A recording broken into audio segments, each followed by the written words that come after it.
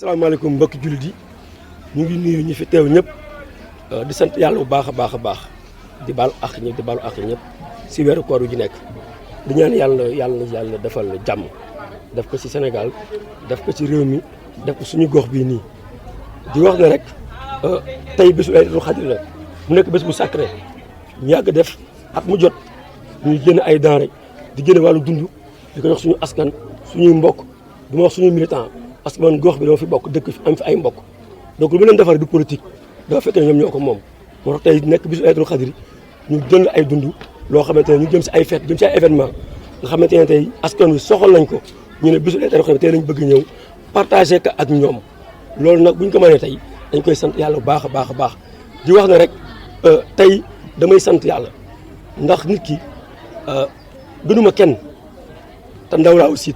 mais damay sant sama askan 5 villages ndax tey vraiment fépp fu ma àgg rek ñoom la kon maa ngi sant responsable yëpp seen taxawaay di wax ne rek bés bi yàlla ñu ko fekk at yu bëree bëri lépp lu ñu si mën rek yàlla ñu si mën lu ko ëpp ñun xëy na politique la ñu wax mais ñun nous sommes des acteurs de développement ñun gox yi moo ñu ñor te fi ñu dëkkee dañ fay am ay mbokk du politique moo ñu boole ak ñoom buy neex ñoo ak ñoom buy métti ñoo ak ñoom kon man Kër Ndiaye loolu laay wax ku noonu Kër Daouda Ngalab cité enseignant mënu ma tudd tur nag aw ma seen fay yàlla neen yàlla fay lépp lu ñuy wax nag loolu laa wax kon ni ma ko waxee sànq lépp lu ñu bëggul bëgguma ko ñëpp xam ne actuellement président génne benn projet de loi dans la région de Dakar muy le redécoupage laay wax sax parce que découpage amoon na 2011 découpage bi nag man sama position leer na ci bëgguma si woon sax mais nag mënu ñàkk ndax tombé wala ay gaaf benn position laa si am lépp lu 5 villages yi bëgg man Pape Sow lépp lu ñuy wax loolu laa wax lépp lu ñu bëggul waxuñu ko waxuma ko te nag ñun nag dañ bokk si yow président de la République te moom la ñuy liggéeyal kon président yaakaar nañu lépp loo xam ne moo gën si askan wi loolu lay def foofu lañ koy xaar kon ñun kon ñu ngi nuyu ñëpp di sant ñëpp di gërëm ñëpp defar lu bés bi di wax ne man dëkk bi aw ma seen fay loolu ma bëgg ñu xam ko maa ngi gërëm ndaw ñi maa ngi gërëm mag ñi gërëm samay mbokk gërëm askan wi yëpp di wax ne li gën si askan wi li gën si gox bi li gën si Sénégal yàlla ko yàlla def pour wax dëgg rek yàlla xam mënu ma wax ñaatal calculer ma ko parce que bëgguma ko calculer parce que su ma calculer rek daaw damay siisu te bëgguma siisu ndax ñii lu ma leen jox dama ko amul sama yéene ëpp na lii du ma ministre du ma maire du ma député du ma conseil municipal dama fi nekk si gox bi nag ànd ak ñi fi ne ànd ak l'honorable député maire Dieng Diop mon ami mon frère que je salue di ko wax ne maa ngi ci kanamam maa ngi ci ginnaawam yàlla na ko yàlla jàppale. amul lu ñoom moo tax j'ai pas le choix wax dëgg da nga koy wax mu neex rek lu gox yi bëgg laa bëgguma ko j'ai pas le choix parce que ma desal gox bi am li ma bëgg si gi xool leen moo ma gënal ma trahir leen ëllëg du ma mën a jaar fii te maa bokk fii nag waaw damaa bokk fii fu ma laa sant nag alaaji ko mooy sama maam kon j'ai pas droit à l'erreur li ñu bëgg rek laa bëgg ñu bëgguma ko découpage bi sama xaat ma ci wax naa ko léegi muy man lu askan wi bëgg suñu chef de village suñu imam yi suñuy yaay suñuy mag suñuy rak lépp lu ñuy wax loolu laa wax lu ñu waxul waxuma ko je pense que loolu c'est clair benn ki may lancé appel mooy le président de la République moom mi nga xam ne moo ñu yilif ñun ñëpp yëpp ñi fi nekk ñi nga tur ñëpp moo leen yilif moom lay wax ne que fii ñi fi ne 5 villages yi ay njabootam lañu def naa lépp lu muy def rek defe naa ne mën nañu si bàyyi xel kon lii xew nii ni leen si bàyyi xel xam ne njabootam la xool li ñu bëgg mu def ko su boo ko deful ëllëg li mu fi am bu ko ñàkkee mu xam ne moom moo ko teg boppam kon na xool loolu bu baax a baax kenn bëgg kenn du en erreur kon maa ngi leen sant di leen gërëm loolu la nekkoon kaddu yi bien sûr je l'assume lu ma si fekk rek lu ma si goyee ma gar ko ragal lu ma ne ma fi ma féete man ñu mën naa fi ma féete man Penda Ka laa tudd di responsable politique fii si Kër Ndiaye Lo lii du ma wax ne guléet la wala korité la chaque événement nii lay def day jàppale dëkk bi muy jeune boo xamante ne dafay jàppale dëkk bi à la sueur de son front nekkul ci gouvernement nekkul ci dara te mu ngi jàppale dëkk bi ba waa dëkk bi yëpp xam ko chaque année muy def lu am solo di joxe yi sukkaru koor yi ak tamxarit ak tabaski ñëpp lay jàppale ci dëkk bi kon ñun kii ku ñu jàpp la ku ñu ñaanal la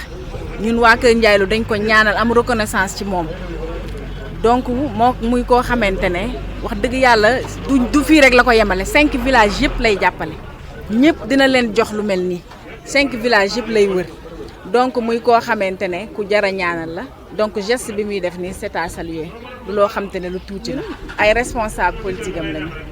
ay responsable am ñu ci comme Kër Ndiaye Lo côté bu nekk am na fa responsable ñun loolu moo ñu boole ci moom chaque année nag nii rek la koy defee ci Kër Ndiaye Lo ak 5 villages yëpp muy lu am importance parce que tamit nit ñi dañuy soxla ndimbal mu def ci xelam jàpp ne war na dimbali population bi di ko def te mënoon na ko ci bañ a fekk mu nekk koo xamante ne dama bëgg ñu koy bàyyi xel bu baax a baax a baax ñu koy bàyyi xel bu baax a baax ndax téye na population Kër Ndiaye Lo et environnant population yi nekk ci côté bi yëpp koo tudd Pape Sow xam na ko ndax loxoom ak tànkam yegg na famille bu nekk gox bu ne tànkam dafay dem loxoom dafay dem ñu di ko ñaanal nag yàlla may ko gudd fan ak wér gu yaram ak taxawaayam ci Kër Ndiaye Lo ak 5 villages yi yàlla na ko koy yàlla fay bu mucc ayib ñun waa Kër Ndiaye Lo loolu lañ koy ñaanal mu nekk jeune boo xamante ne daal macha allah yàlla na ko yàlla taxaw daal defal ko cat. projet de redécoupage bi Omar Gueye présenté ko booy présenté nit projet da nga leen di laaj seen xalaat jox leen seen avis ñu jox leen seen avis balaa ngay def dara boo demandé d'urgence c'est parce que am nga leneen loo nar moo tax mu demandé une procédure d'urgence de convocation au conseil municipal et aux autorités locales yu nekk fii loolu amul lañ doon xaar mooy boo ñuy présenté projet bi nga indi ñu document bi argumentaire bi mais yëpp dara amu ci. On a reçu l'information le mercredi soir vers 18h et on nous a forcé à convoquer une réunion le vendredi muy ajuma muy barke démb lundi au plus tard nañ jot PV bi kon loolu vraiment kenn xamatul lu muy nuru dañu bëgg a patam-patame te it ñun dëkk bi lu ko defar la ñu wax mais lu ko yàq waxuñu ko. waaw xam nga ñooñu de tout le temps depuis que presque mën naa ne depuis plus de 2 ans ils sont contrôlés par une maire extérieure ñooy depuis 2 ans bu ñëwee conseil parce que récemment rek am na ku ñu visité mooy IGE ñoo ne fi contrôlé il y a 557 collectivités territoriales yu nekk Sénégal parce que mën naa ne benn Bambilor lañu fi visité te ki leen fi yónnee pour ñu visiter que fii la dëkk si gox bi muy le ministre Omar Gueye en personne moom moo def loolu mais yaakaar naa bu ñu fi ñëw aussi lañ doon seet gisuñu la ñu bëggoon fekk fii fekkuñu ko fi parce que Bambilor le maire vraiment mu nga doxal na la mu war a def na ko comme il le fallait. suñu position xanaa dañ koy répété mais conseil municipal bi wax nañ ko parce que sur je crois 48 présents les 37 ont voté contre le projet de redécoupage. ñeent fukki nit ak juróom-ñett yi teewoon fanweeri ak juróom-ñaar dañu voté contre le projet de redécoupage fukki ak benn ñoo voté pour te presque fukki ak benn yooyu mën naa ne juróom yi fii lañ jëkkoon juróom-benn yi donc ñooñu sax xamuñu lu ñu bëgg parce que jour bi ñuy defee conseil am na si ñoo xamante ni nee nañ seen kii la ñu bëgg seen commune la ñu bëgg mais ba ñu fa jógee fii lañ def fii presse point de presse ne voilà on veut le découpage rattachement la ñu bëgg donc la ñu wax gëmuñu ko. donc ñoom ils sont dañ leen di manipuler rek la ñuy wax gëmuñu ko mooy bëgguñoo toog Bambilor li ñu wax mooy bëgguñoo dellu Sangalkam li ñu bëgg mooy am suñu commune bopp suñu commune propre loolu la ñu wax. par rapport maintenant ak li ngeen fi fekk fii tey lii moom c'est pas une première ndax it le coordonnateur Pape Bokar Xuma depuis mën naa ne depuis 2014 chaque année mu def lu mel nii wala lu raw lii te it yéen li ngeen fi fekk tey loolu ngeen gis mais amul dara looy xam ne mu ngi xew ci 5 villages yi muy ngénte muy dëj ak lu mën a doon moom mooy njëkk a ñëw joxe participation ci loolu waxuma ko nag pour jëy ko mais booy def lu baax aussi bu nit ñi toogee laaj la da nga koy wax moom loolu lay def ci Kounoune moom lay def Kër Sarr moo ngi def ci village yëpp donc ba Bambilor donc que lay wax ne Bambilor la dëkk donc daf koy def fépp tey ku ci am problème ku ne boo ñëw wax ko suuf mu réglal sa problème ci suuf tey du kenn du ko ñaar du ko yëg ñett du ko yëg kon vraiment Pape vraiment kontaan nañ ci yow lii moom yàlla na jëm kanam yàlla na yàlla gën la dooleel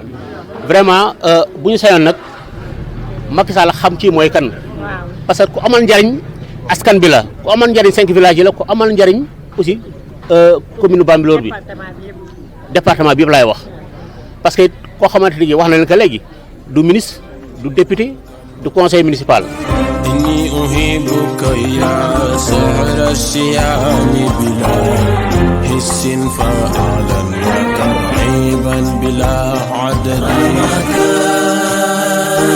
رمضان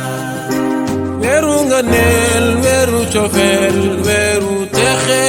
la